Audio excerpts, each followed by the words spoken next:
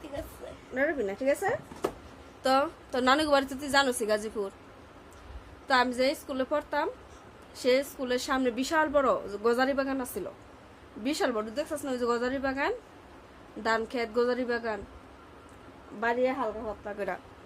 পরে একদিন সকালবেলা আমরা স্কুল আইতাছি, ওই দিনকে শুনে একটা মহিলা লাশ কেটটা গলা কাটটা আলাদা করে খেয়ে দিচ্ছে।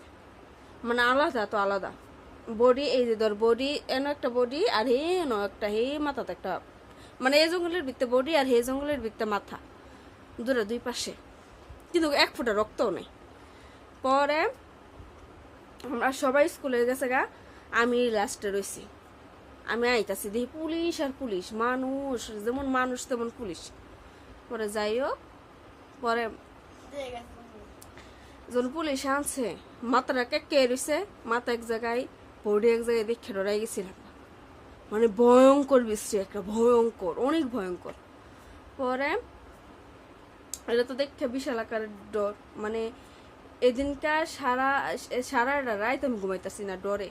তোর নানু পরে জানিস কি করছে, বডি আগা আছে না, আগার ভিতরে যে এমন এরা তোর বডি, এটার ভিতরে অল্প দেওয়া লবণ দিয়ে হেরা, পরে কোথাছে কামড় দিয়ে হেরা খাইতে বিলা। পরে যাই হোক খাইছি তো ডর যায় না। মানে জিনিসটা এত ভয়ঙ্কর ছিল তখন। পরে হে মহিলারা তো মারছে, এর তদন্ত করে কেউ পায় নাই, এখনো পর্যন্ত আসামি পায় না। মনে হয় নিজেই কে জানে কিভাবে মারছে, কিন্তু বডি এক জায়গায় হীন এক জায়গায় সবারে নিচে, কিন্তু এখনো মানুষ কে যে মারছে এটা এখনো প্রকাশ হয় না। আজকে কয় বছর, 18-19 বছর হয়ে যাব। তারপর আমি তো ডরাই পরে স্কুল আইতাম না, হে কোন বাড়ি ওই হেরা আস্তে আস্তে আস্তে আস্তে সবার লগে পড়াইতাম। পরে আস্তে আস্তে ডরটা কমছে।